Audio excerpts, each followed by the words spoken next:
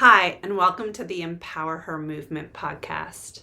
My name is Tamara Holt, and I will be your host.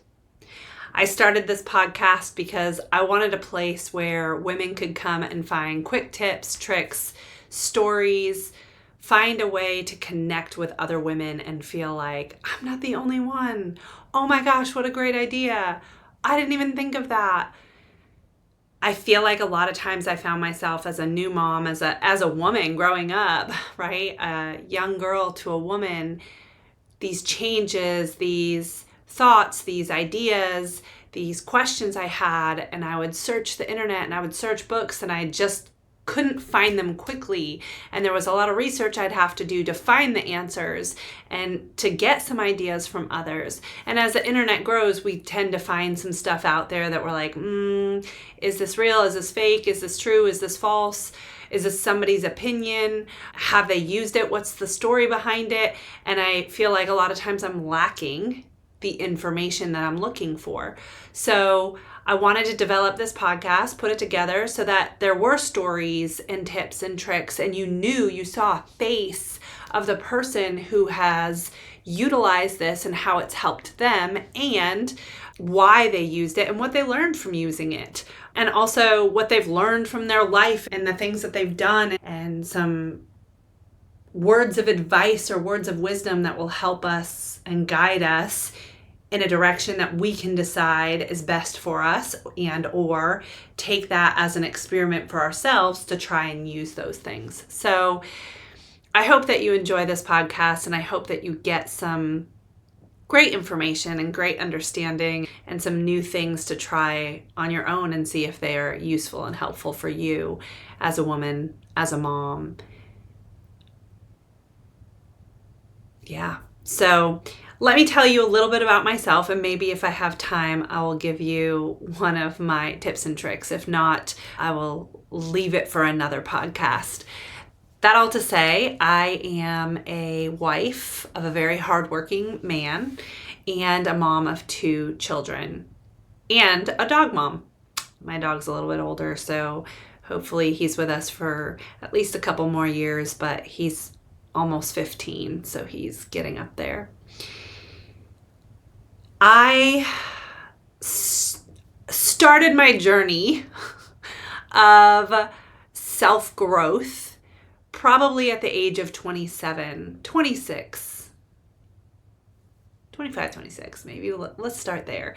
I realized that I was in a headspace that didn't necessarily get me or put me in an area where I felt like I was happy and content and growing in the best way possible. So I took a really long time to sit and think. I had a friend invite me to church with her. I don't go to church often. To go to church with her and listen to this sermon, and it was phenomenal because this gentleman talked about everything that I teach. And I thought in my head, holy cow, I teach so many people.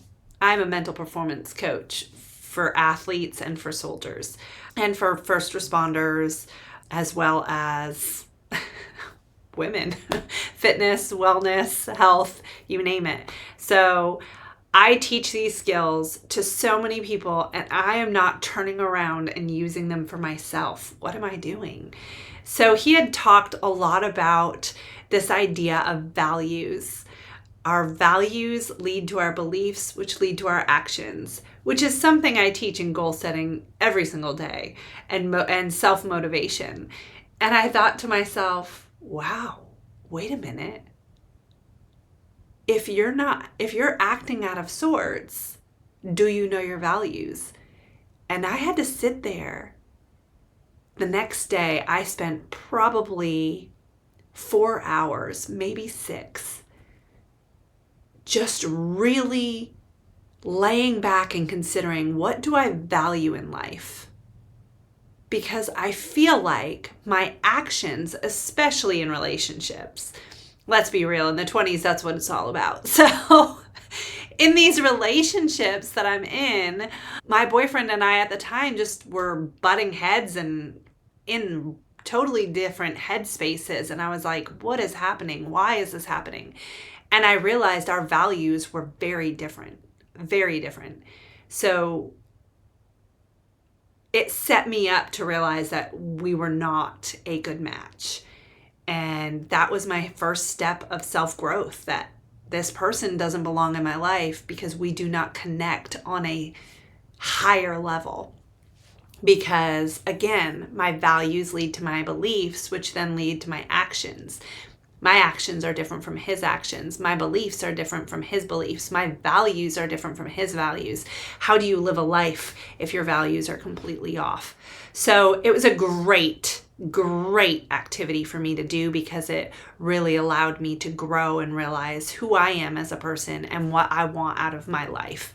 That was the start of my self-growth and my need for more information, to test different theories and ideas from other people, test the skills that I teach on myself and see if they really actually do work, and use myself as a guinea pig.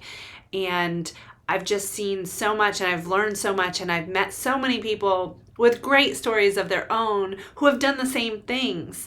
And so I thought, this is what a wonderful place to put this out there to others and have them hear the stories from my friends and from my coworkers and mentors that I've met along the way who have gotten me to where I am today. So after starting my journey for self-growth, after being married to my husband, we decided, we had a really young child. My husband and I met in the military. We are not military. We were both contractors.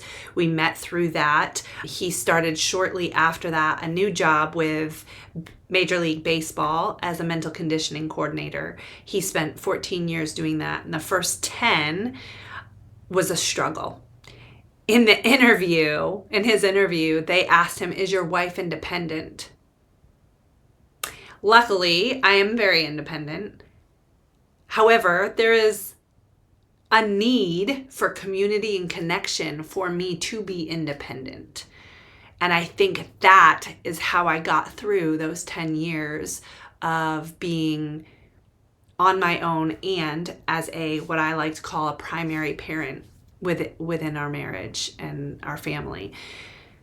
That all to say, we saw him maybe one weekend a month for a little while, and then realized that was just too little with myself and my oldest child. So we moved closer to him so that we could see him during spring training and fall instructs, which was great because we did get to see him more often. But again, it was a process of, are we living to our values? Are we leaning into those values? After having our second child, we realized we really weren't. We were living paycheck to paycheck. We were really struggling. And we just didn't see each other, and he didn't have the opportunity to be with our children, which was unacceptable because one of our values is family. And we also didn't have the money to go see our family. So we made a decision to pack up our home, pick out the necessities only, and sell our home, sell our vehicles, and buy a truck and a 42-foot RV. And do RV living so that we could follow him, spend more time with him, see other family. His family's in a different state. My family's in a different state. We wanted to spend some more time with them. And another value of ours was adventure. See the world, see the US, spend quality time together. We made that decision, and within a couple months made it happen. We lived in an RV for 4 years. We committed fully. We said we'd commit fully to 3 years, pay off debt, see family, do all the adventurous things that we wanted to do. The first year was traveling and following him around for baseball. And we had a great time. I homeschooled my oldest, and I was potty training my youngest. It was interesting. Because we moved so much, we were unable to connect with any of the other RV living communities. There's a lot of groups out there who homeschool and who travel the world as well. And they connect. They have that great connection, that great group of people who just support one another. We were unable to join any of those groups because realistically, we were following baseball, and that was just too difficult to be able to match up to any of their schedules and programs. So it was us on our own. We got to see my husband more often, yes, but at the same time, I was homeschooling and, again, potty training, and mostly on my own. As you can tell, I'm a very extroverted, outgoing individual, so that took its toll on me. The second year was a little bit better. We made the decision to spend more time with family, which was great. We'd spend a month to 2 months in the states that our families were in, and that was phenomenal because I got to see my siblings, my parents, my husband's siblings and parents, and whole family. So it was really nice to be able to have those options and spend a couple months in each of those locations because I had people. The third year, that is when we really had to question some things. My oldest and I are very, very close, and having to wear the hat of teacher and the hat of mom was starting to put a little bit of friction between us. I am not a math person, let's be real. So math work and I, while homeschooling, got a little bit sticky. And her attitude with me got a little sticky, and my patience started to plummet, right? So, and I'm trying to use all these skills and be the best mom that I can be, but it's very, very difficult in a small, tiny home and no outlet with other women to talk to ask questions, to get guidance. So unless I picked up the phone and made some phone calls, but at that time I only knew so many homeschool parents, which were not many, and none that were traveling like us. So there was some friction starting to happen, conversation with my husband, and he was like, give me one more year. Give us one more year to do this. We said we're going to do it 3 years, pay off the debt, and this time we'll travel the West Coast because we hadn't done that yet, and we really wanted to. So my daughter and I buckled up. We're like, we can do it. One more year. It was great. We got to spend a month in each state on the West Coast, which was phenomenal. We got to see and experience 16 national parks, which that is a dream in itself. Loved every second of that. The setback was that it put a real big toll on my mental strength, my mental resilience. My daughter and I got through it with school. We were able to make that happen. But it started to affect mine and my husband's relationship a little bit, in the fact that he, as an introvert, was still getting to go out and do things with coworkers, go to dinner, meet up with athletes, meet up with coaches. He was able to go to baseball games. He was able to connect with people. And me being in the West Coast, not knowing many people, and spending months in a state by myself with my kids, which I love my children, and they are phenomenal, and they are great, and they kept me entertained. But I strongly believe there is a correlation to connection with other women. And part of what I study and I teach and I learn is that connection is so huge, especially for women. So I was struggling with that. And as a high extrovert, somebody who enjoys conversation with people, that was probably the hardest thing.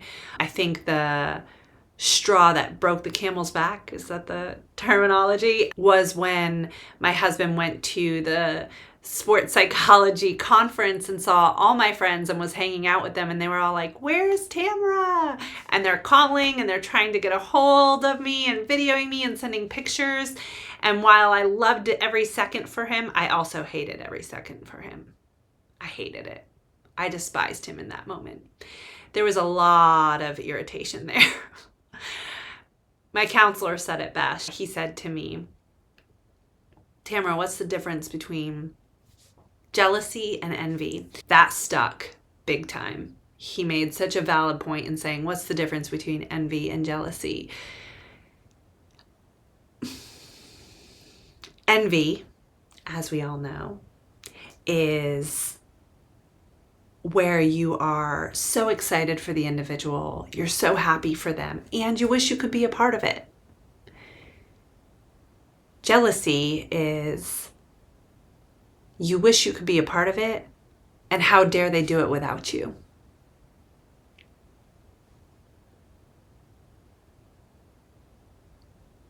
I was at jealousy. And that was a moment for me, and I really struggled and had to do my research, talk to my counselor, which he was, like I said, was phenomenal, and I wholeheartedly believe in therapy. He had said, y'all can come back if you feel the need, but really I think that was your hump that you have to get over, and if you get over it and you guys work through that, awesome. If you can figure it out together, awesome. So I do fully, wholeheartedly believe in therapy and counselors. I think he guided us in the right direction. And my husband and I luckily have all of sports psych and positive psychology backgrounds that we were able to really communicate and walk through that together and learn a lot from each other in that moment. That all to say, I went to friends, I went to family, I went to people to just ask them, is this normal? Like, where do we go from here? And I had some great support systems who were like, Tamara, you're on the right track. The fact that you realize that you are an outgoing person and need people, that is going to allow you to shift when you finally decide this is it, this is our last year, let's now move into whatever. You're going to fall right back into the way you were, and things are going to get back to a normal status for you. So they were right. We stopped RVing during COVID because baseball rocked us a little bit. We thought that my husband was going to lose his job because they shut down baseball. The military was still hiring, so I decided to go back to the military and work with them, and have been doing so for the last 5 years. I really enjoy working because I have the connection with adults again, but I also very much miss the time spent with my family and being able to travel as much as I have. So I have been using my friends, my connections, and of course the internet to figure out travel tips and tricks, time management, organizational management, which I have a little bit of knowledge in that myself in my degree, but also just trying to figure out how people have done it and then experiment with it myself to make sure that we have intentional time with family and to stay in line with my values. So that is a little bit about me. Now you know who I am and where I come from and what we've been doing for the last few years. So I hope that this podcast provides you the quick tips, tricks, stories, relatability, just knowledge that we're all in this together. And hopefully this just helps some of you maybe get over a mental hump, maybe set yourself up some goals, some success, maybe become in tune with your values, maybe just get that quick trick on what's the best stuff for my hair after, a workout or after having children or whatever it is, cleaning trick, tip. I hope that we can provide that to you and also give you a community that you can relate to and feel like you're not the only one. So I look forward to interviewing some of my friends and coworkers and mentors, and you gathering as much as you can from that, and then building a community with you all. Have a wonderful day. We'll talk soon.